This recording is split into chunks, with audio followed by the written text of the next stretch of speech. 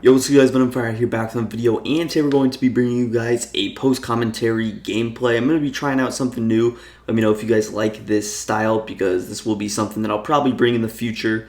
Now for today's video, we're going to be running a new formation. It's going to be the gun tight slot open. So this is a formation that I've actually never really ran before, and this is basically going to be showing you guys how I lab a new offense, pretty much what I do from that standpoint, how I lab, how I test things out. So you'll see that all in this regs gameplay. Now starting out, we got this nice little RPO. It has a slant, it has a flat route. That's going to be something that we're going to use. Some of our other plays we have are an Aggie play, we have a PA read play, we also have a couple of bench switch concepts. So overall, we do have some nice plays. Here's an Aggie setup. We have that little tight end hook, which this formation is interesting. You have a tight end and a slot receiver to one side, and then you also have another slot receiver, and even that outside receiver right there, you actually saw Darnell Mooney was open. Even that outside receiver, he's kind of in the slot. He's not all the way to the outside, so it's very cool formation, very unique.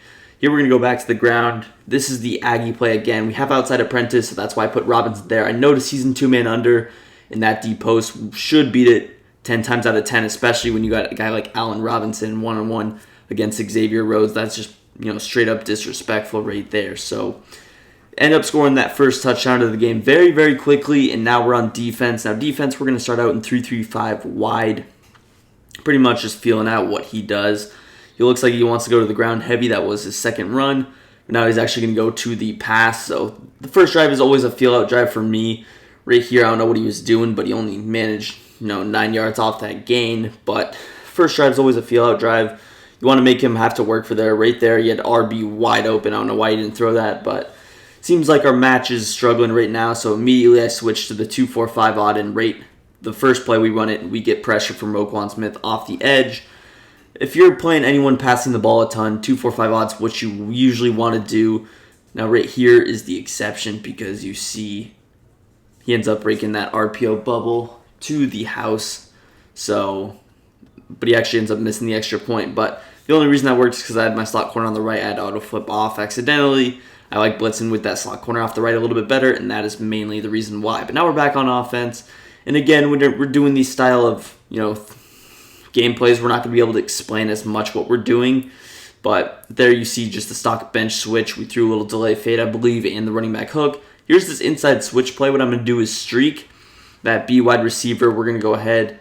Here you see I'm kind of deciding what I want to do. We're going with like a little curl flats with X on the curl and RB on that into the left, or rather out to the left. And we end up hitting that slot receiver wide open. Here we're going back to the Aggie play. We streak X, and then we throw the running back on that little out to the right. We motion that corner over, turn into a post. And you see if he's in man coverage, this running back will beat him every single play. Here we go back to the RPO. Thankfully, we're able to make a couple of guys miss, but still can't get this run too broken open. Back to the PA read, we go ahead slant A, and again, he's in man coverage, so we're just going to take that, especially he's running, pretty much stock man with no other zones behind it, besides maybe those deep zones, so we're going to take advantage of that every single time. Here's the bench play again. When you motion over this corner out from that slot wide receiver and turn him into a post, he actually comes a really deep post route, so that's something that we're trying out here. We got a little backside slant, delay fade. Again, you see Montgomery's wide open, but this time he has a little flat zone, not deep enough, and we're able to hit Darnell Mooney man. Here I'm going to try and go over the top. This is the bench switch play with this. This might be called something else, but it has the C route. I tried to test him against man coverage. It actually didn't work here. And this is a terrible read on this RPO. You notice I had the flat wide open, but thankfully I did highball that. Otherwise, that definitely would have been picked. Of course, it's a linebacker. They're not too likely to jump in this game without abilities, so that's something I kind of felt confident here. I accidentally called the wrong play, I'll be honest. I don't know what I was doing. The play clock was running down. I think I accidentally audibled when I was trying to hot route. And you'll see me do it again. Look at this route combination. We have a C route and a deeper out route right in there. We just accidentally snapped the ball. Not only that, but we have a drag and a running back route right next to each other as well. That was a bottom 5 route combo I've ever ran. Right here, we're going back to the Aggie play. We're going to use the corner out. We motion over that receiver, put him in an out route. We have a couple of options here. We'll see what it is. He did a good job of mixing up his coverage. I might have had X if we were a couple yards back. Here, I just throw it up to David Montgomery without any other read. Realistically, looking back on it, maybe I could have thrown that bullet pass, but it was a little bit tighter. And you never know what's the kind of jumping animations that the DBs can get in this game. So I felt it was better to just, take my yards or just throw it up to where only my receiver could get it pretty much. And so that's going to leave us there. We ended up taking our 3, so we are up 4 at halftime. We still are pretty well in control here. Here he has A open, he misses his read, and we end up finally getting some pressure. He's had a good amount of time to throw. Of course, he does have a good offensive line, but right in the passing situations, we're going to try and go back to this 2-4-5 odd. Don't get the pressure there, but we still get the stop. It's going to be 4th down. You notice I don't know what he was doing. He's audibling, flipping, and he takes a false start. So now we're in 4th and 6, and he's actually going to go back to the RPO alert bubble. Realistically, it should have worked. Thankfully, we get a block shed off that left side, and that's going to give us the stop just in time. Here we're going to go right back to the RPO, especially right there. You notice he was in double A gap. That is when the RPOs can work, especially when I noticed, or actually maybe he wasn't there. I'm thinking about a different time, but whenever you notice them bringing everybody down, it's a likely man coverage look. That is when this RPO will be pretty solid. You notice we're able to execute there. And here you see feels the pressure off the right edge with that slot corner. We end up working his only read, which was the tight end up the seam, and we get a easy user pick. So now we're in complete control, and now I feel more comfortable trying out some new things offensively. So we're going to start, I think, running some new route combinations. Here you see we're going to the PA read once again. I like this play a lot. You have a deep post, you have a crosser with the tight end, which we're not going to use, but again, you see we slant A, throw B on a deep route, and then we got Montgomery on that hook. The slant does just enough to pull him over to the left, so we go with that little hook route. And again, also let me know in the comments if you do want to see some more of this formation, maybe a live gameplay or maybe a practice mode video. If you like what you see, you think it's interesting, I could definitely bring another gameplay in regs or mutt, but yeah, just let me know down below if you like the looks of it. So here again, you see we're just mixing things up. We got the corner out probably with A wide open. We also throw it to Y, and Jimmy Graham's going to come out with the toe drag swag on the sideline. Definitely should have thrown it to A there, and realistically in any other situation, you have a better tight end that he definitely would have fried the coverage there. But thankfully, we get a good animation, and Jimmy Graham comes up with the ball. So that was another touchdown for us. We played pretty dang good offense. Here you see Danny Trevathan drops the interception. So disappointing. I mean, the game is pretty close to being wrapped up right now on defense. You're going to try and let him at least take it to the end of the third quarter. That's going to be your goal. You're just going to go with a deeper PA crossers looks. Don't know how he didn't get sacked there. He stepped right into pressure. Again, we get a pick, and again, he doesn't get his feet in. Here he's going to go up the seam. Yeah, he's just throwing a lot of balls in traffic that could get picked, could get tipped. But, I mean, he's struggling to move the ball. He's throwing a lot of incompletions this game. Here you see we get zero pressure. I know this was only a 3-man rush. I was kind of trying out some new coverages at this point in the game out of the 2-4-5 odd, if I'm not mistaken, and he was able to hit off a broken play. Here you see we're going with the cover 3 cloud type of a look just to confuse him. Unfortunately, I should have not went to that call against bunch because the only play I was ever running out of bunch was verticals. He's going to go for 2. We run commit because I accidentally came out in 2-4-5 odd against a 3 tight end set. So we ran commit, and sometimes people just panic against run commits and they just don't take their easy reads. So, I mean, we'll definitely take that, and we're still up by 12 points. So here we're just trying some new things with the RPO. We motion over Mooney. He's now in a hitch, so realistically, that's something cool, but you notice I actually double-team Buckner here. We get a lot better blocks because he also spread his D-line. Not sure why he would do that. Going back to this bench play, though, it looks like here we're just going to go with a delay fade with A. We're going to put B on that out route. Here we put Montgomery on the little hook. So we have corner out, hitch, hook, and then this out route. It's man coverage, so our read's going to be Mooney on that right side.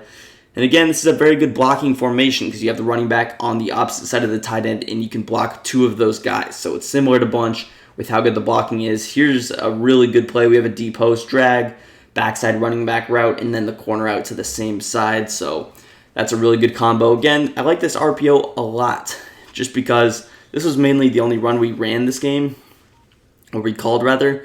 And it's very solid. You can just hand it off. You can also keep it with Justin Fields. Justin Fields doesn't have escape artists or those abilities that help him, but that's something you could definitely do. Here you see we're using Justin Fields' mobility. We just take off, and we pick up a cool 20-plus yards on that scramble.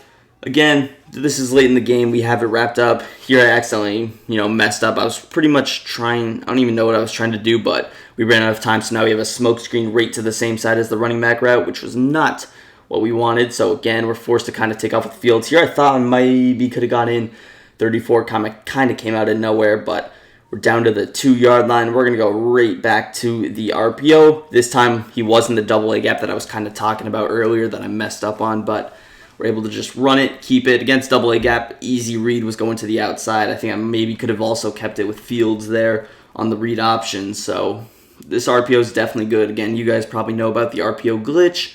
I believe you could do it out of this particular one. Again, I felt no reason to glitch this guy. He wasn't doing anything to hurt me or to make me want to do that to him. So we'll just play normally. But realistically, if you were playing a toxic player, I definitely could have pulled that out on him.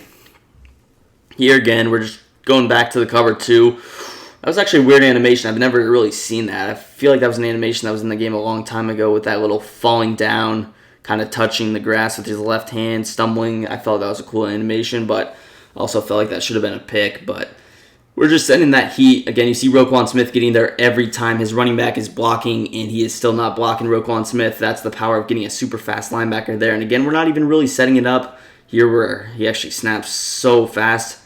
But again, Roquan Smith, we weren't even in the right blitz setup. We didn't even send the slot corner off the edge. And again, look at Roquan Smith. This time JT picks him up. And Zach Pascal was literally manned up there. So I don't understand how he caught that. Sometimes just these weird click-on animations are so weird just because of how slow the players are. Here, he actually makes a good read.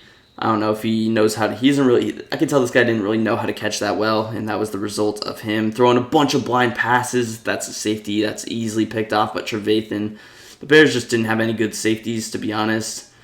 Here, 3rd down and 10, we go to a man coverage look, and we end up bagging him. We sent a lot of guys there. Going back to the cover 2 now, I believe. We're going to try and send the slot corner off the edge.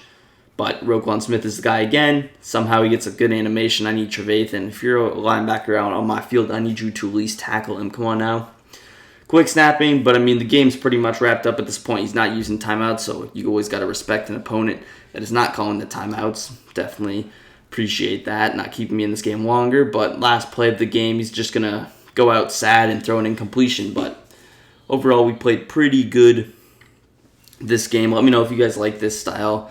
Again, I was just trying out an offense, so I don't have all of the setups down, which is why I wasn't explaining maybe as well as I could have. But overall, the stats, we played very well. Only 2 incompletions, 3 touchdowns, no turnovers, so we played very well. Again, let me know if you want to see more of these in the future. Drop a big thumbs up if you enjoyed the video. Subscribe to the channel down below. And that's going to do it for me. Peace. I'm out of here.